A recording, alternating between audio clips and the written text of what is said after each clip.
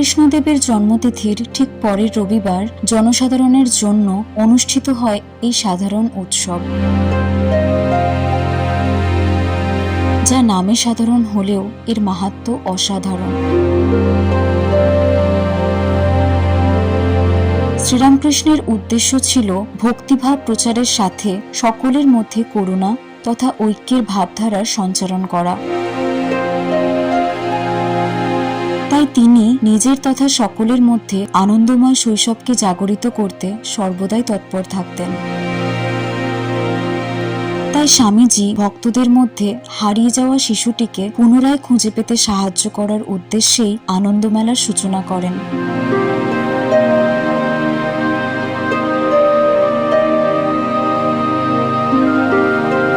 শ্রীরামকৃষ্ণ বলতেন, শিশু না হলে মাকে অর্থাৎ মা কালীকে পাওয়া যায় না।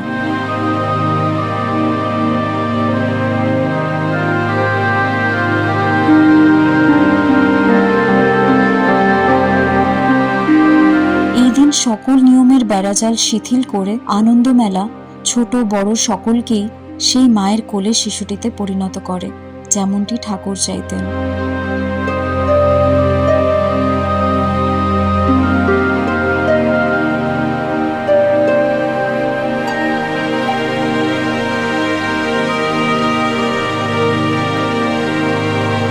এই দিন মঠের সকল সন্ন্যাসীগণ সাধারণ ভক্তদের সাথে একত্রিত হয়ে এই আনন্দমেলার মহানন্দে গা ভাসান।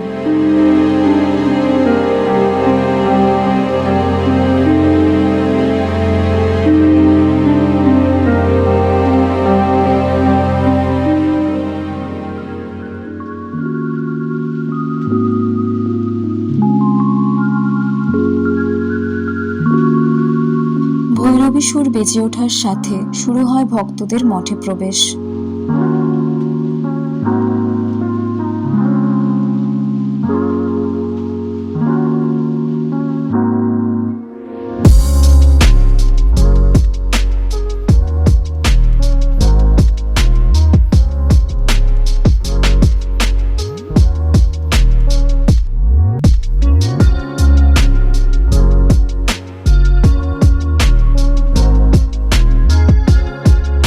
সারাদিন ধরে রকমারি জিনিসপত্র ক্রয় বিক্রয়, মুখরোচক খাদ্য সেবন তথা ভোগ বিতরণের সাথে নৃত্য, গীতি, অভিনয় এবং মহারাজদের মনোতৃপ্তকর বক্তৃতা ভক্তদের দেহ ও মনকে পরিতৃপ্ত করে।